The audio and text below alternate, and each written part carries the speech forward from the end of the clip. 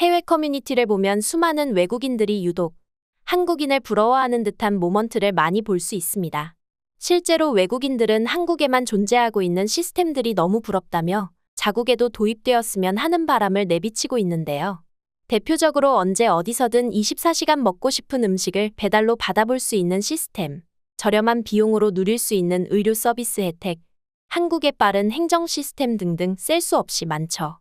하지만 이보다 외국인들이 진짜로 부러워하는 한국인만의 특징은 따로 있었습니다. 그것은 바로 한국인들도 전혀 모르고 있던 우월한 유전자에 대한 부분이라고 하는데요.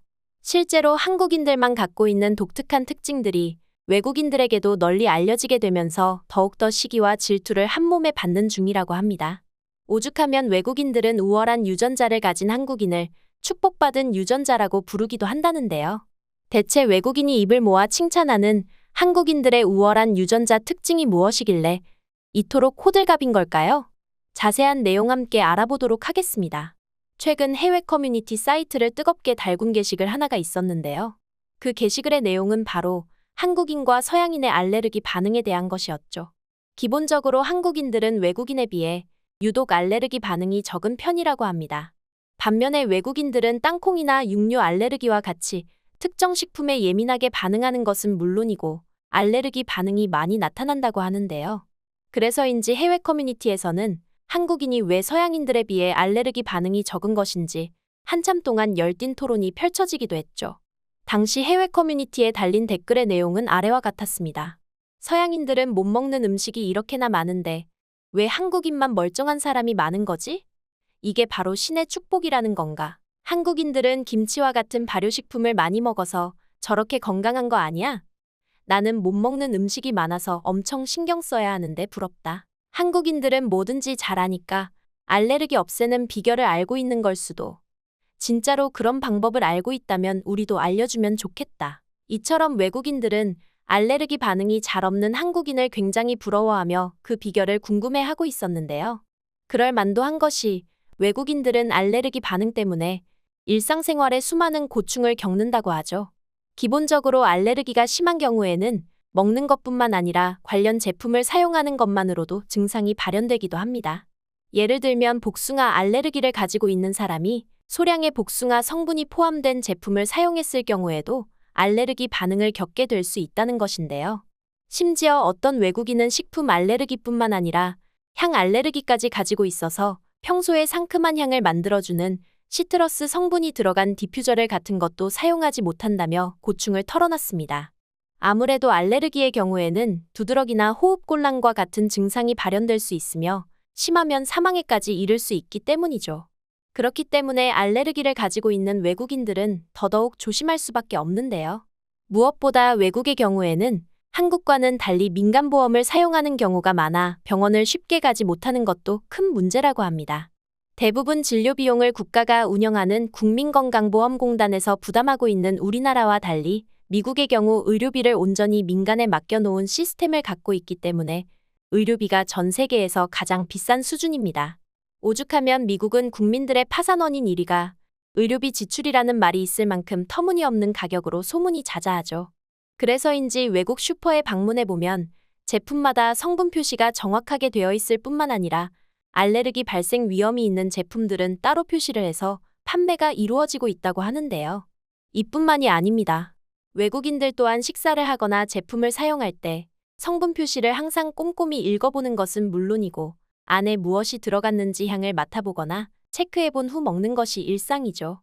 반면에 외국인들과는 달리 한국인들은 특정 식품에 대한 알레르기가 잘 없기 때문에 일상생활에 불편을 겪는 일이 없고 음식을 먹을 때마다 일일이 경계하거나 살펴보고 먹는 일도 극히 드문데요. 무엇보다 한국 음식들은 대부분 마늘향이 강하고 재료들이 섞여 있는 경우가 많아 하나하나 확인하는 게 쉽지 않습니다. 그래서 꼭 확인하고 먹어야 하는 사람이 아니라면 굳이 확인하려 들지 않고 크게 신경 쓰지 않고 식사를 하죠. 그럼 도대체 한국인은 왜 알레르기 반응이 없는 걸까요? 그 이유는 두 가지로 나누어 볼 수 있습니다. 기본적으로 한국인과 서양인은 알레르기를 대하는 치료 방식이 다르다고 하는데요. 이전부터 서양에서는 알레르기가 발현되면 예방 차원에서 그 음식을 피하는 쪽으로 처방이 이루어졌다고 하죠.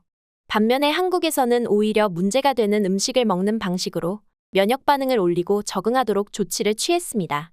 어쩌면 한국의 처방이 잔인하게 느껴질 수 있고 목숨이 위태로워질 수 있는 위험한 행동으로 느껴질 수도 있죠. 하지만 한국이라는 나라는 힘든 시절부터 오히려 피하기보다 강하게 부딪히며 성장하는 쪽으로 발전을 거듭해왔습니다. 실제로 몇 년 전까지만 해도 깻잎과 같은 채소는 우리나라 사람들만 즐겨 먹었죠. 지금은 한류 영향으로 외국인들도 깻잎을 먹기 시작했지만 과거에는 감자나 깻잎과 같은 채소는 절대 입에 대지 않았다고 해요.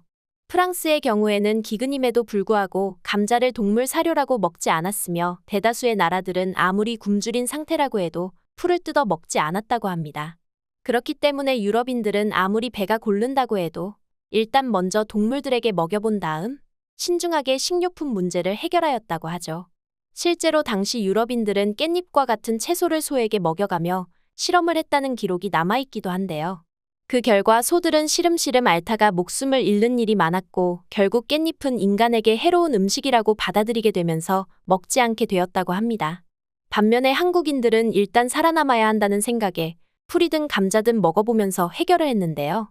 이렇게 강하게 성장해온 나라이다 보니 한국인들은 먹는 것에 대해 까탈스럽게 대하지 않으며 알레르기를 대하는 유전자 자체도 유럽인들과는 확연히 차이가 나는 방향으로 발전할 수밖에 없었죠. 그 결과 지금까지도 많은 한국인들은 알레르기 반응이 생기게 되더라도 계속 먹어서 몸에 적응을 시키는 방법을 택하고 있습니다. 물론 한국인들이 알레르기에 강한 이유가 면역 반응이 생겨서만은 아닙니다.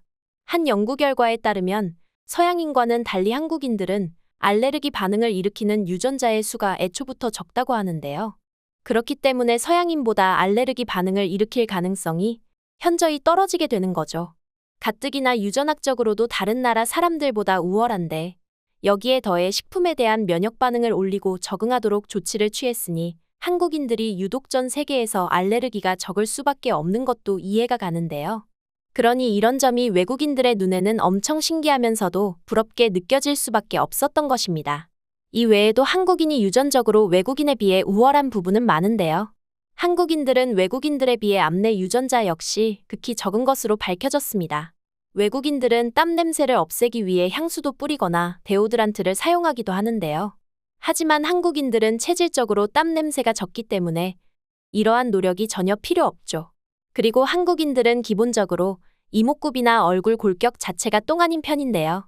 반면에 해외의 영화나 드라마를 보다 보면 어렸을 때 귀엽게 생겼던 외국 배우가 성인이 되면서 급격하게 노화가 된 듯한 모습을 볼 수 있습니다. 한국 시청자의 입장에서 외국 배우가 급격하게 노화가 된 모습을 볼 때면 이질감이 들 때도 있죠. 여기에는 한국인 특유의 이목구비도 작용했다고 합니다. 한국인들은 이목구비가 지나치게 뚜렷하지 않은 것이 비결이라면 비결이죠. 서양인들의 경우 콧대고 높고 얼굴이 굴곡이져 있으며 안아도 상대적으로 푹 꺼져 들어간 일명 입체적인 얼굴들이 많은데 이런 얼굴은 자칫 노안으로 비춰지기 쉬운데요. 반면 한국인들은 이목구비가 지나치게 뚜렷하지 않고 전체적으로 둥그스름하며 여기에 적당한 볼살과 애교살이 있어 얼굴이 볼륨감 있어 보이고 어려 보일 수 있었던 거죠. 게다가 한국인들은 이목구비나 얼굴 골격이 동안인 것 외에도 유전적으로 백인보다 피부가 하얀 편이라고 합니다. 우리는 흔히 백인, 흑인, 황인으로 나누어서 구분을 하긴 하지만 실제로 서양인과 놓고 비교해봐도 한국인의 피부가 훨씬 더 깨끗하고 하얀 경우가 많은 걸 볼 수 있죠. 물론 한국인들이 외국인들에 비해 관리를 많이 하는 편이기는 합니다. 하지만 한국인 피부가 백인보다 하얀 편일 수밖에 없는 이유는 지역적인 특성 역시 한몫했는데요. 한국은 다른 나라에 비해 상대적으로 자외선이 적기 때문에 체내에서 비타민 D 합성이 빨라져 피부색이 하얀 것이라고 합니다. 반면에 흑인은 자외선이 많은 지역에 살고 있기 때문에 비타민 D 생성이 지연되어 한국인과는 반대로 피부색이 진해질 수밖에 없다고 하죠. 그리고 백인은 기본적으로 멜라닌이 적게 태어난 데다가 비타민 D 합성은 빠른 편이지만 자외선에는 취약하다고 하는데요. 그렇기 때문에 피부는 하얀색이지만 한국인과 비교해 보았을 때 훨씬 칙칙하고 어두워 보이는 것입니다. 참 신기한 사실이지 않나요? 이렇듯 전 세계적으로도 놓고 봤을 때 한국인들이 지닌 타고난 유전자 때문에 외국인들은 한국인들을 축복받은 유전자라고 부르며 부러움의 시선을 보내고 있었던 건데요. 이렇게 직접적으로 외국인의 상황과 비교하며 보니 확실히 한국인이 우월한 좋은 유전자를 가지고 있다는 게 맞는 것 같습니다. 새삼 한국인으로 태어난 게 자랑스럽고 뿌듯하게 느껴지는 순간인데요. 앞으로도 한국인이 가지고 있는 다양한 장점들이 많이 알려지기를 바라며 오늘 영상 마치겠습니다.